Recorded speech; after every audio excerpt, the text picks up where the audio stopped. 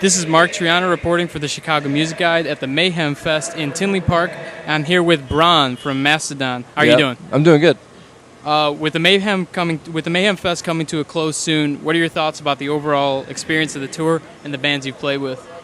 It's definitely the best festival I've been a part of, the traveling fest. But we did Ozfest, but comparably it's a lot better. Just all the bands are good friends, and everybody hangs out, and there's no big special people that you need to get out of the way for. It's just everybody's just cool and hangs out, and I don't know. It's been a wonderful experience. That's awesome. It's been great. Do you get a lot of feedback from the other guys? What's that? Do you get a lot of feedback from the other guys about your shows and stuff? Yeah, all the bands come and watch each other. It's just a big, real family vibe. It's good. Yeah, you mentioned that you did Ozfest, and you're a band that sort of prides themselves on the fact that you're constantly touring and on the road. Having already released 4 full-length albums and an extended EP since 2001, how have you had time to write and record songs along the way, and what kind of advice do you have for bands that are looking to join a regular touring circuit? Okay, let's see. Let me answer that first one. Hi, Ron. Hey, guys. What you doing? Interview. What are you guys doing? Who? Which is This Mark dude- from the Chicago Music Guide. That's Mark. Hey, man, how's it going? How's it going, buddy? Hi, Ron. Hey, What's up, Ron? Martin. Gene. It's Martin and Jim. Yeah, what do you got in it? What's in it? Yeah, let's do that. Let's do it. See? Yeah, that's awesome. Okay. First question. Is- Writing. We take time out to write records. We don't really write too much on the road. We kind of collect riffs while we're touring, and then when we get home, we dump out bags of riffs on the floor, and see which ones make sense together. See which ones want to live in a song together for the rest of eternity, and it's like that. So we do tour a lot, but we take out time to write records, obviously. For instance, we've had pretty much the last year off, and we've been home. It's not totally off because we go down to rehearsal space every day and write new music. As far as advice for young bands, don't sit home and wait for a record contract to show up at your door. You have to go out and get it, and don't expect anything. Don't expect to be a big rock star who makes lots of money. Just play music because you love playing music. You love playing music with your friends.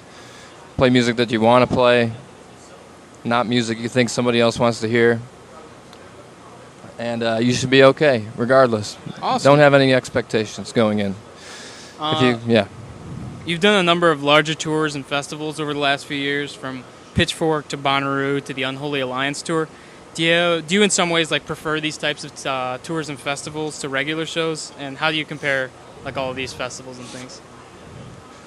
I don't know. A rock show's a rock show, I mean, they both have their charm, It's quite a thrill playing to 20 or 50 or 80,000 people. It's a pretty amazing feeling when you're up there and it's all happening, but you really just want to play the songs the best of your ability and make that kind of magic thing happen up on stage and have a really awesome time with your friends on stage and with the people in the audience. So playing a small rock show in a small club is really great, and playing a big, huge festival is really great. I don't know. I just like to play my drums, so. Yeah, very cool. Yeah. You've lent your music to a number of video games and films for some time now. How'd you go about actually allowing your music to be used on, say, Aqua Teen and Guitar Hero? Well, Guitar Hero wasn't our doing, you know what I mean? That's, there's publishing companies that,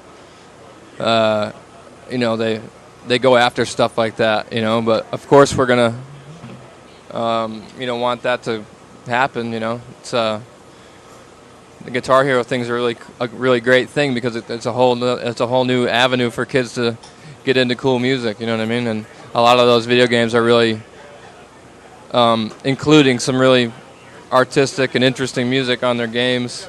So it's a good way for people to get into cool stuff, you know. And lots of music from this tour, huh? What's that? And lots of music from this tour, yeah. huh? Yeah. Absolutely. And as far as the Aqua Teen thing goes, we live in Atlanta. That's where Cartoon Network is located, and we just know a lot of people that work for Adult Swim and that whole thing, and we're just good friends with a lot of those guys. So the opportunity to work with Aqua Teen just kind of came from that. They got our phone number from a guy that is a friend of ours, and we were big fans of that show. So it really came together really quite easily and very fast. It was like called us on a Friday, asked us to do a song. We came in on Monday and recorded it. Awesome. And it was, there you go. Yeah. Mastodon was nominated for a Grammy for Best Metal Performance in 2007 for the song Colony of Birchmen. Uh-huh. Did that experience in any way raise expectations, or do you sort of conduct yourself the same way either way? You conduct yourself exactly the same way. I don't know. It didn't have really much of an effect on me, I thought it was cool, I don't know. It was an experience. It was interesting to be a fly on the wall at the Grammy Awards. It was really like, wow, weird. It was really bizarre. It was really surreal, and but whatever. It's just another party. Yeah, it was cool. You're working with Brendan O'Brien, who has produced for such artists as the Stone Temple Pilots, Bruce Springsteen, and Rage Against the Machine on your newest record. How did you get connected with him, and how has the experience of working with him been like? It's been awesome. We love working with Brendan O'Brien. We met him through Bruce Springsteen. Oh, very cool. We're Max Weinberg's son, Jason, is a big fan of our band and lots of other music, and he's a drummer himself, and him and his dad have come out to our shows numerous times when we play in the New Jersey, New York area. Awesome. We played on Conan O'Brien, so we've maintained a relationship with them. And when they came through town with Bruce and played at the Phillips Arena in Atlanta, they hooked us up with tickets, and it just so happens they had been recording with Brendan that past weekend. So Brendan was at the show. We met him there. We knew who he was, and we just thought it would be the perfect thing just because he's in Atlanta, and he's a big rock guy. We kind of were looking to make the material that we had been coming up with we felt like more pointed towards classic rock sounding stuff, Nice.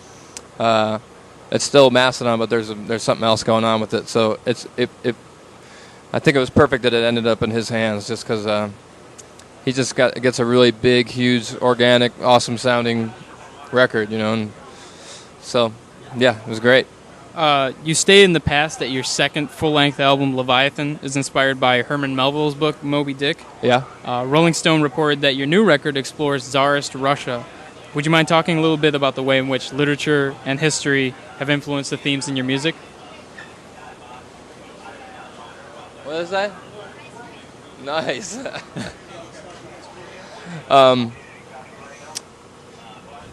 It doesn't explore Tsarist Russia. I think that would be really, it's a story.